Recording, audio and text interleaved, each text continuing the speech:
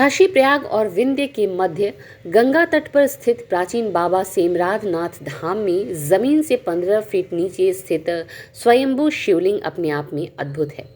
भदोही जिले का ये पहला स्थल है जहां न सिर्फ देश का 5वां कुंभ मेला लगता है, बल्कि ये पवित्र स्थल अपने आप में इतिहास को समेटे हुए है। इसका उल्लेख श्रीमद् भागवत सहित कई पुराणों में मिलता है। यहाँ प्रतिवर्ष माघ माह में कल्पवास मेला भी लगता है। सावन माह में यहाँ दूर दूर से कांवड़िया बाबा का जलाभिषेक करने पहुँचते हैं। भदोही जनपद के जंगीगंज कस्बे से 13 किलोमीटर दक्षिण और सीता समाहित स्थल सीतामढ़ी से 15 किलोमीटर पूर्व उत्तर वाहिनी गंगा के तट पर स्थित सेमराध नाथ महादेव मंदिर काशी, प्रयाग और विंध्य का अनूठा संगम है। पुराणों और ग्रंथों में इसे उप ज्योतिर्लिंग की संज्ञा दी गई है। गुरुपद उत्तराधिकारी स्वामी करुणा शंकर दास ने बताया कि इसका उल्लेख पद्म पुराण, शिव पुराण, लिंग पुराण सहित श्रीमद् भागवत के 10वें स्तंभ में मिलता है। पद्म पुराण में उल्लेखित श्लोक में सेमराध नाथ यानी समृद्धिनाथ की पौराणिकता और ऐतिहासिकता का काफी हद तक पता चलता है। पुराण में वर्णित कथा के तहत काशी के शूल टंकेश्वर स्थल से भगवान शिव ने अपना त्रिशूल और तीर्थराज प्रयाग के सोमेश्वर स्थल से द्वारकाधीश भगवान श्री कृष्ण ने अपना सुदर्शन चक्र एक दूसरे की ओर छोड़ा। काशी प्रयाग के मध्य शिव के त्रिशूल और श्री कृष्ण के सुदर्शन चक्र के टकराने से एक दिव्य अलौकिक दीप प्रज्वलित हुआ, जिसमें से एक ज्योतिर्मयी शिवलिंग का रूप बनकर धरती में समा गया। बताया गया है कि एक बार एक व्यापारी नाव पर सवार होकर व्यापार के लिए निकला था। उधर से गुजरने के दौरान उसकी नाव यहाँ आकर रुक गई, जिसके बाद भगवान शिव की प्रेरणा से यहाँ पहुँचा और उसे यहाँ बाबा सेमराध नाथ का चमत्कारिक शिवलिंग मिला। वो बाबा को अपने साथ ले जाने के लिए खुदाई करने लगा। वो जैसे जैसे खुदाई करता बाबा नीचे सरकते जाते। हार मानकर उसने यहीं पर बाबा की प्राण प्रतिष्ठा की और पूजा अर्चना कर चला गया। तब से लेकर आज तक बाबा जमीन से 15 फीट नीचे विराजमान है। शिवलिंग का आकार 1 मीटर लंबा और आधा मीटर मोटे व्यास में है, जो बाएं ओर थोड़ा झुका हुआ है। गुरुपद उत्तराधिकारी स्वामी करुणा शंकर दास ने बताया कि अन्य कई पुराणों में सेमराध स्थल का वर्णन मिलता है। इस स्थल की पहचान नई काशी के रूप में है। माँ गंगा के बाएं सेमराध नाथ हैं और उस पार विंध्य क्षेत्र। कहते हैं विंध्य क्षेत्र में स्थित गौरा गांव में दक्ष प्रजापति ने विशाल यज्ञ कराया।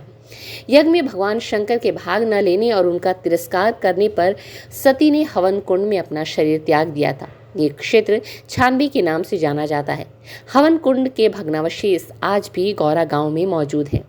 हर वर्ष की तरह इस वर्ष श्रावण मास में बड़ी संख्या में कांवड़िया और श्रद्धालु बाबा सेमराध नाथ धाम में जलाभिषेक करेंगे। मान्यता है कि सच्चे मन से पूजन अर्चन करने से देवाधिदेव सबकी मुरादें पूरी करते हैं। स्ट्रीट बस के लिए भदोही से नितेश श्रीवास्तव की रिपोर्ट। देखिए, तो बाबा सिमराध नाथ की जय। बाबा सिमराध नाथ की उत्पत्ति के बारे में इनको बताया जाता है कृष्ण काल से है और वो पुंडरक राजा की कहानी है।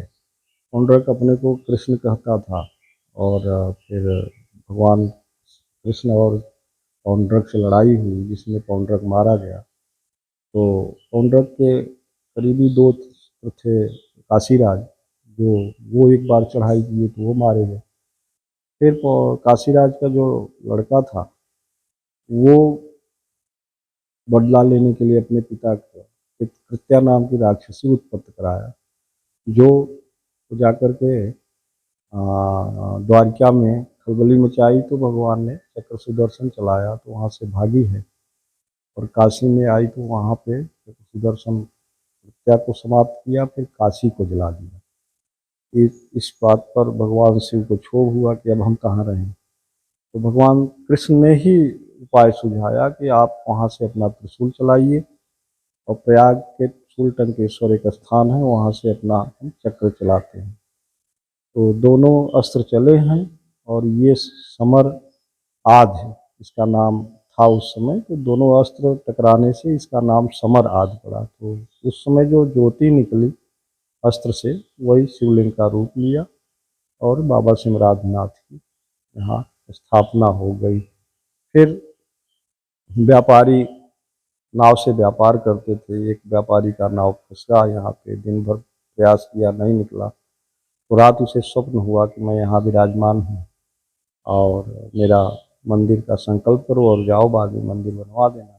तो देखा सुबह उठ करके तो शिवलिंग, तो सोचा यहाँ कौन पूजा पाठ करेगा, जल चढ़ाएगा, तो हम ले चलते हैं अपने नगर को। तो नगर में जाने के लिए वो खुदाई करवाने लगा। दिन भर जितनी खुदाई हुई है वो कुएं का रूप लिया और भगवान शिव उतने नीचे चले गए। रात भर उसको स्वप्न हो रही है कि मैं यहाँ से नहीं जाऊँगा, मैं यहीं विराजमान रहूँगा, भगवान शिव कृष्ण ने हमको यहाँ स्थान दिया है। तो दूसरे दिन वो संकल्प करके गया, बाद में मंदिर बनवाया।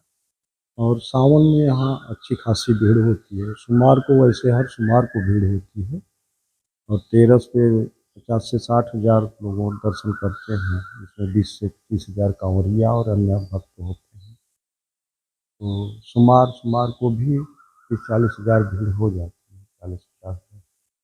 हाँ, यहाँ साफ सफाई की व्यवस्था नहीं है होती, जिससे जिला प्रशासन को संज्ञान में लेना चाहिए।